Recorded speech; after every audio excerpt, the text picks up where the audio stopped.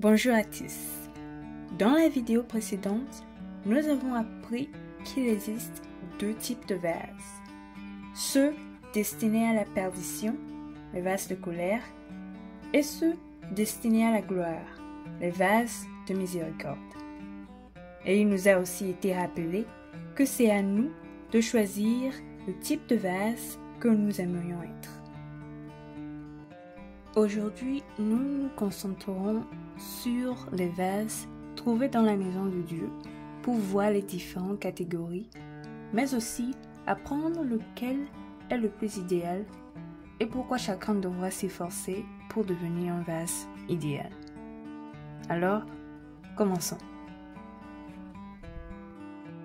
La lecture d'aujourd'hui se trouve dans 2 Timothée 2, le verset 20 au 21e, qui se lit comme suit. Dans une grande maison, il n'y a pas seulement des vases d'or et d'argent, mais il y en a aussi de bois et de terre. Les uns sont des vases d'honneur et les autres sont d'un usage vil. Si donc quelqu'un se conserve pur en s'abstenant de ces choses, il sera un vase d'honneur, sanctifié, utile à son maître, propre à toute bonne œuvre. Amen. Lorsqu'une personne choisit de donner sa vie au Christ, elle devient un vase du Seigneur destiné à la gloire.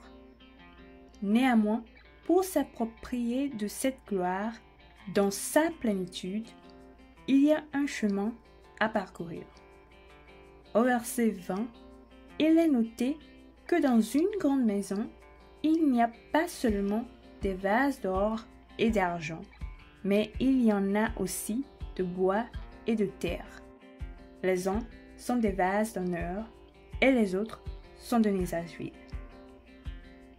Avec grande maison ici, faisons référence à la maison de Dieu ou encore la véritable assemblée ou église du Seigneur dans le monde entier, présidée par le Seigneur Jésus-Christ.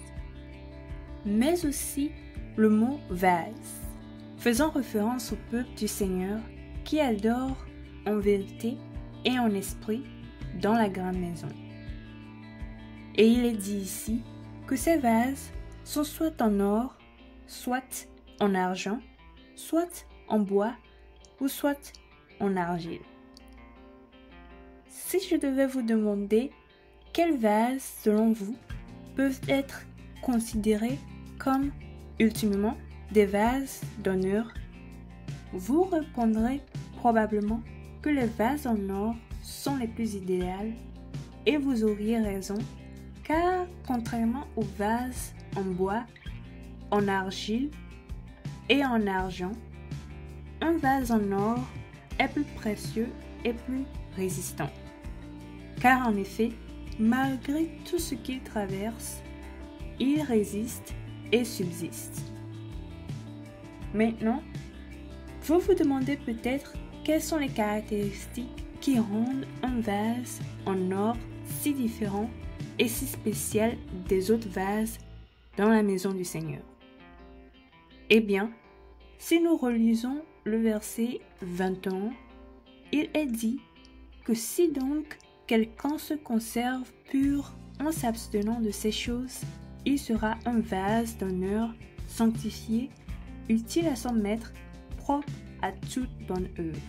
Ce qui veut dire que par rapport aux autres personnes qui sont aussi membres de la grande maison présidée par Jésus-Christ, une personne qui est un vase d'or est celle qui a décidé de se débarrasser de toutes sortes d'impuretés, de couper les liens avec toutes sortes de péchés et surtout de ne pas craindre les épreuves et les difficultés.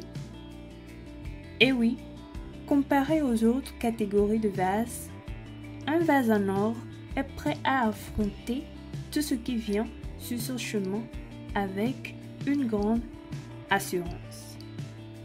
Par exemple, si nous prenons le feu comme une épreuve, il a l'assurance qu'il en ressortira encore plus brillant et plus lumineux qu'avant.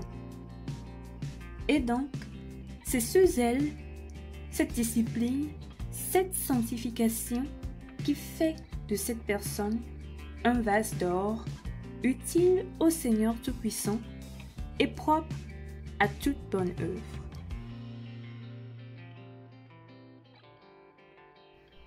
Bien-aimés en Christ, il est merveilleux d'être un vase dans la maison du Seigneur. Cependant, seuls ceux qui ont complètement renoncé au péché sont des vases d'honneur et utiles. Cela dit, efforçons-nous donc pour devenir des vases d'or et d'honneur dans la maison du Seigneur.